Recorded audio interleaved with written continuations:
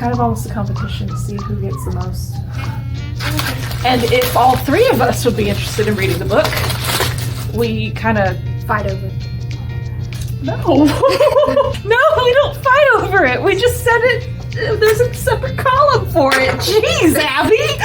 This ain't Hunger Games! Psyche and Eros by Luna McNamara. Has the god of love finally met his match? A prophecy claims that Psyche, princess of Mycenae, will defeat a monster feared even by the gods. Rebelling against her society's expectations for women, Psyche spends her youth mastering blade and bow, preparing to meet her destiny. When Psyche angers the love goddess Aphrodite, she sends Eros, god of desire, to deliver a cruel curse. After eons watching humanity twist his gifts, the last thing Eros wants is to become involved in the chaos of the mortal world. But when he pricks himself with the arrow intended for Psyche, Eros finds himself doomed to yearn for a woman who will be torn from him the moment their eyes meet. Thrown together by fate, headstrong Psyche and world-weary Eros will face challenges greater than they could have ever imagined. And as the Trojan War begins and divine powers try to keep them apart, the pair must determine if the curse could become something more. Before it's too late. A joyous and subversive tale of gods, monsters, and the human heart and soul, Psyche and Eros dazzles the senses while exploring notions of trust, sacrifice, and what it truly means to be a hero. With unforgettably vivid characters, spellbinding prose, and delicious tension, Luna McNamara has crafted a shimmering and propulsive debut novel about a love so strong it defies the will of Olympus. So, yay or nay? Yeah. No. I feel like that's something more your it's totally your type. Totally mine. Totally mine. Take by Jennifer Bradbury. Kara is stoked. Woo! She's finally ready to start the gap year she's been planning for ages, climbing in Patagonia. Her friends are off to college soon, her mom is mostly on board with her plans, and she's got nothing holding her back. Not even the reappearance of her ex. Nat can break her focus. Then her dad drops off the grid again.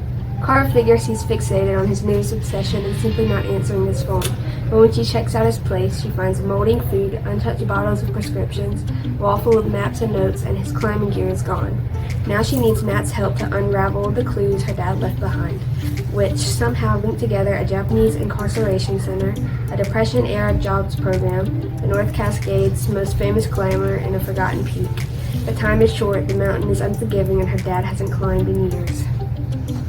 Oh, great! Seems a little toxic. I'll keep it. Okay. Okay.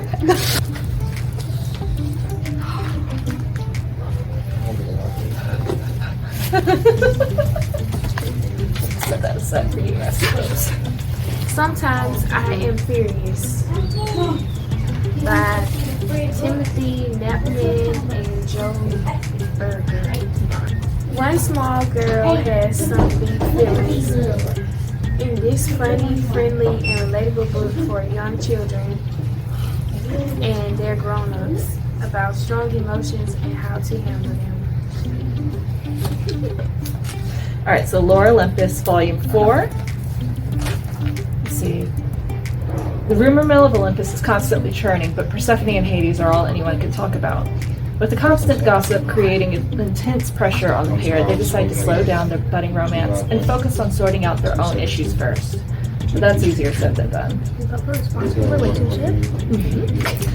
Hades struggles to find support in his personal life, with Zeus trivializing his feelings and Mint resorting to abusive patterns in their relationship. And while Hades tries to create healthier boundaries where he can, likely finally putting a stop to his sporadic revenge-fueled hookups with Hera, he still feels lonely and adrift. Persephone feels equally ostracized as her classmates shun her for her connection to Hades, and she can find no refuge at home, with Apollo constantly dropping by unannounced and pushing his unwelcome advances. And on top of it all, the wrathful god of war, Ares, has returned to Olympus to drudge up his sordid history with the goddess of spring, threatening to surface Persephone's dark, mysterious past and ruin her tenuous position in the land of the gods. Despite agreeing to take it slow, Persephone and Hades find themselves inextricably drawn toward each other once more amid the chaos. The pull of fate cannot be denied.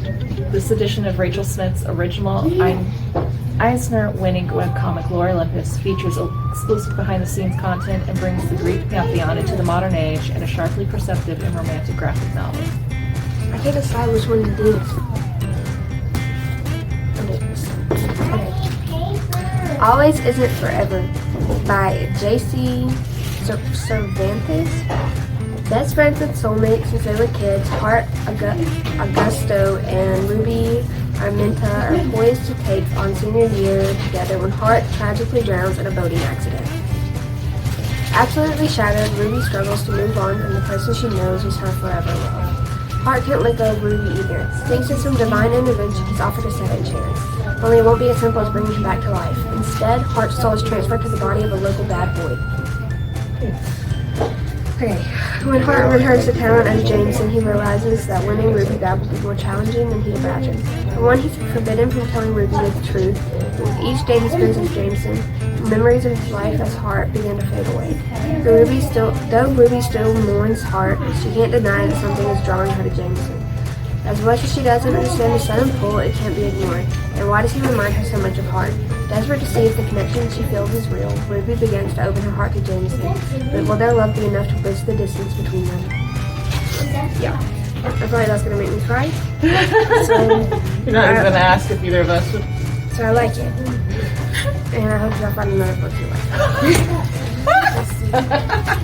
like. Blood. Not just a vampire drink. I just like the woe is me pose that he's got going on here.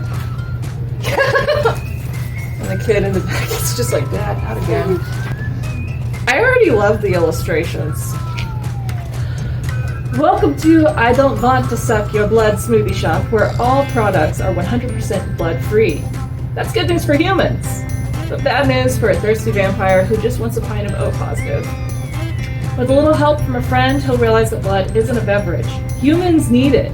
Blood delivers oxygen and nutrients, helps fight off. Sorry guys, it cut out because I was fighting over a book. Yeah, that's totally why. We'll leave it. You sleep with your eyes open?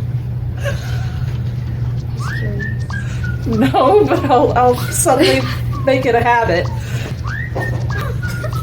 Your turn, Celia. Okay, bear with me. On a child's first day of school, it's impossible to imagine leaving a favorite stuffed animal at home. And Bear is no exception.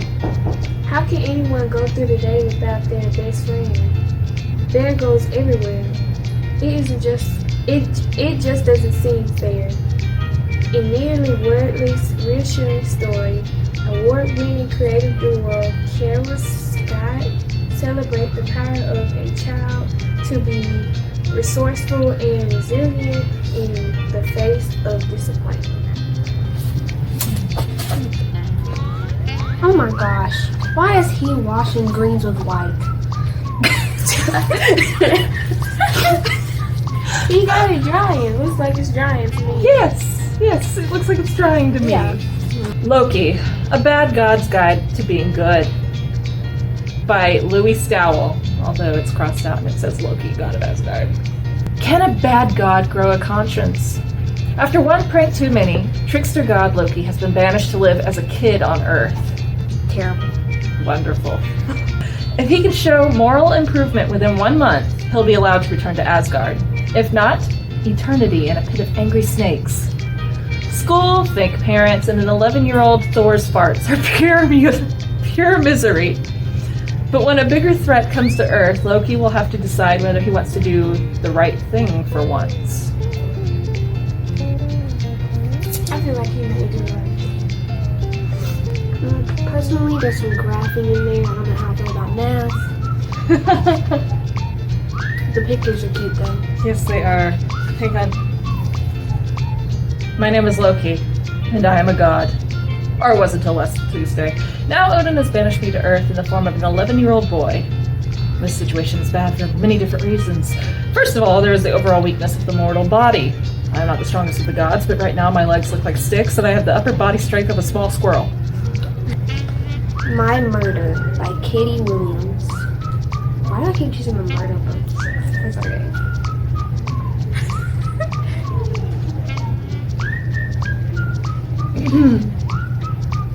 Okay. What if the murder you had to solve was your own? Lou is a happily married mother of an adorable toddler. I blame the toddler. She's also the victim of a local serial killer. Did you just point the finger at the toddler? I mean, she's also the victim of a local serial killer, recently brought back to life and returned to her grieving family by a government project. Sounds like Stranger Things. She is grateful for the second chance, but as the new Lou adapts to her old routines and as she bonds with her other female survivors, she realizes that disturbing questions remain about what exactly preceded her death and how much she can really trust those around her. Now it's not enough to care for her child, love her husband, and do the work she always enjoys. She must also figure out the circumstances of her death. Darkly comic, tautly placed, and full of surprises, My Murder is a clever, devour in one sitting twist on a classic thriller. I'd read it. Me too. Oh, look! It's pink. That makes it even better. Okay. This one is called You wanted to read that one, didn't you? No, it's okay. The Puzzle Master by Danielle Trusoni. Reality and the supernatural collide when an expert puzzle maker is thrust into an ancient mystery, one with explosive consequences for the fate of humanity. In this suspenseful thriller from the New York Times, best-selling author of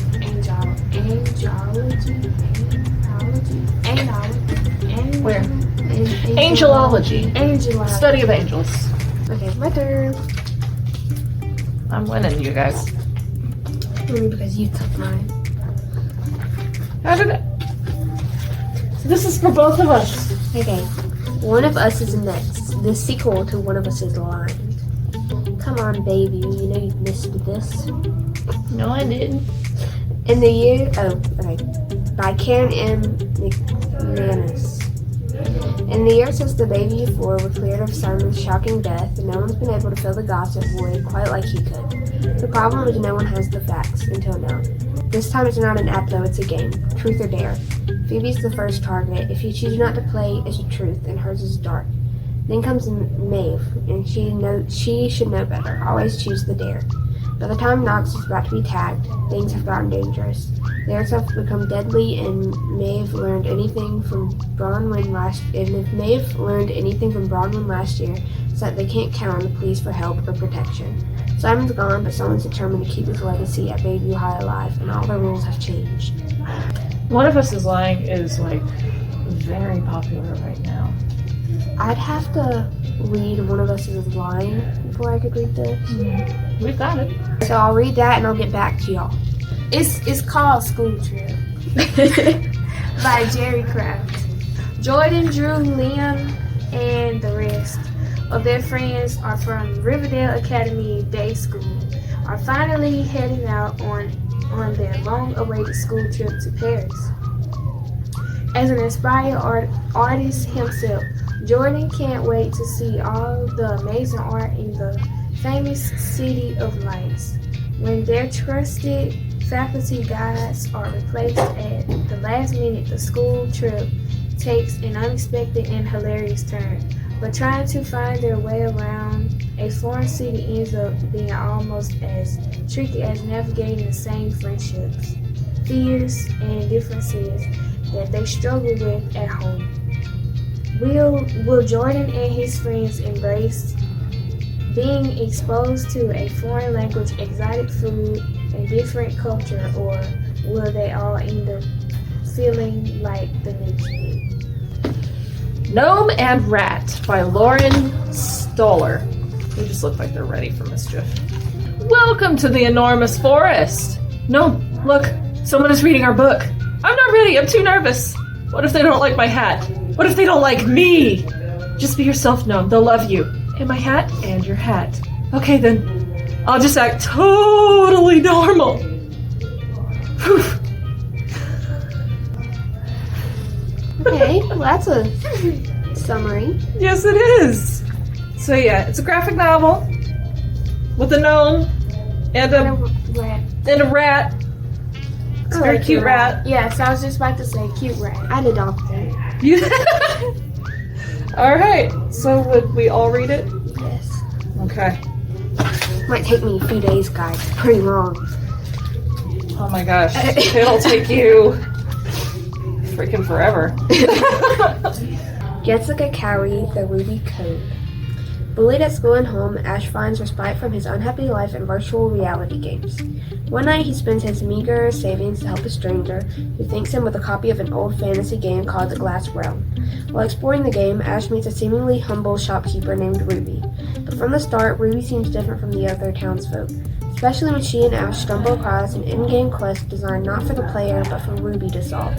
When Ruby begins developing powerful abilities that can rewrite the very code of the game, they realize she is far more than a pre-programmed side character. Following the quest left for her in the Glass Realm, the pair discover that Ruby is a I feel like I should know that word, but it should... Sentient AI who's been hidden inside the game. Ruby's developer originally built her as a super weapon, then stole her from his employers and hid her away, hoping to keep her safe. That safety vanishes when Ash and Ruby are targeted by the powerful shadow organization that funded her development. Caught in a deadly game that blurs the lines between real and virtual, Ash and Ruby must flee for their lives. If they lose this game, they just might doom the world. I hope they fall in love at the end. I don't want them to get sad. I'm just kidding, guys. Life is about more than love and romance. You can be happy without romance.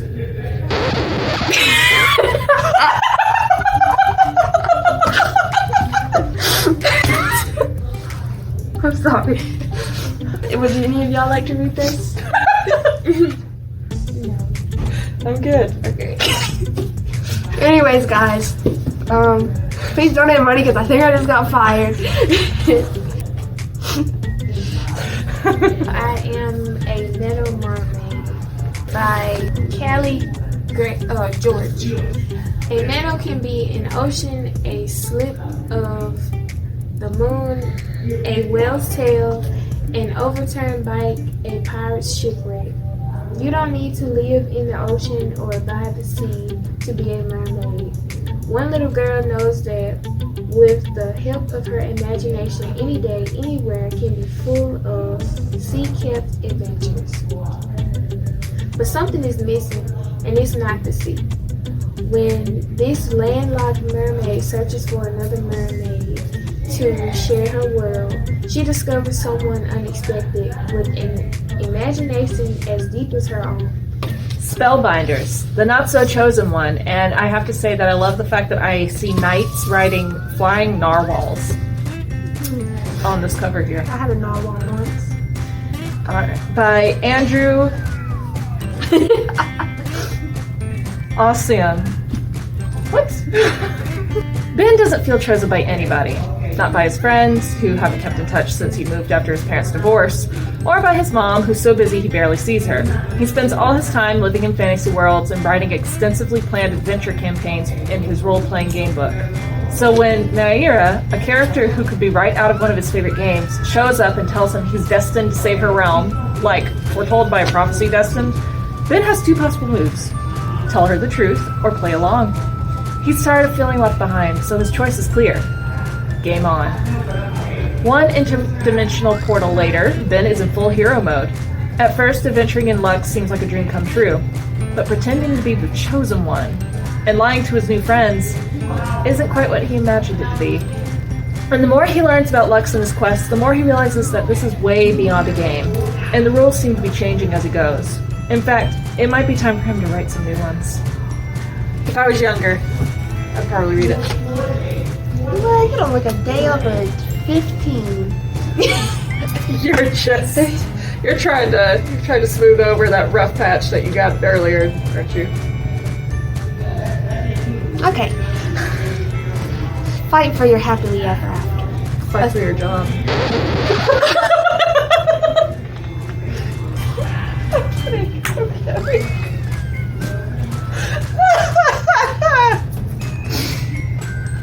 A Spark in the Cinders. Jenny Elder Moak. In this fairy tale reimagining set in a kingdom on the brink of ruin, one wicked stepsister embarks. How do you say that word? Heroin.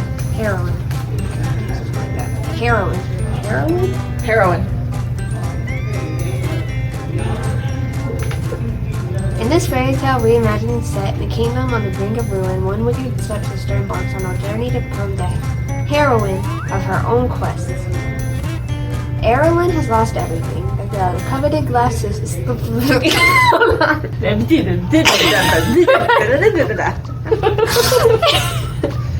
The coveted glass slipper, the princess hand in marriage,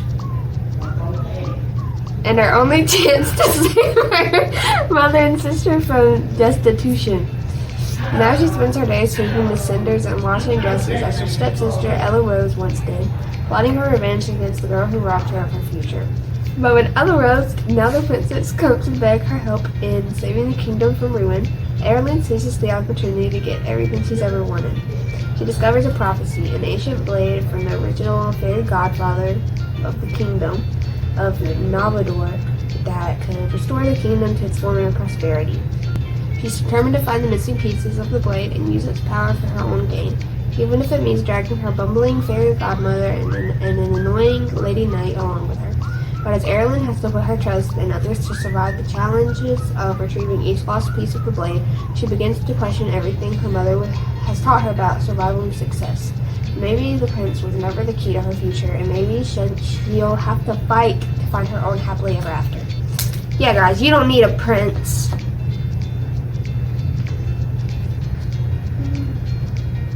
Just put it in the box. You said fairy godfather. I was just like, I was a little lost too. I was like, oh. you come with me on the day of this wedding? Amulet by Kabushi. Your guess is as good as mine. Amulet, The Cloud Searchers. Well, Amulet this 3. one is book 3 of The Cloud Searchers. Emily, Nevin, and their crew of resistance fighters chapter an airship and set off in search of the lost city of Salis. There they hope to find help from the Garden Council's powerful stonekeepers. It's a mission that Alidia's survival depends on, and time is running out. Emily got to find Cinders before the Elf King finds her. Good. Okay, well, I won. Hey. We count those for both of us. Don't get too far ahead. All right, so 1, 2, 3, 4, 5, 6, 7. 1, 2, 3, 4, 5. 1, 2, 3, 4, 5, 6, 7, 8. You would have wanted to read both of those? No, not this one. But It's it's three. really just this one here. All right, so 3, 4. So I really have 1, 2, 7, 3, 4. Go, that's 6. We're not good at math. Oh, 3, 4, 5, 6. Okay. 6. I won. Anyway, I hope that some of these caught your attention. If not, we have more that are on the way. Please feel free to stop by and check out any books that did catch your attention. Okay, bye-bye.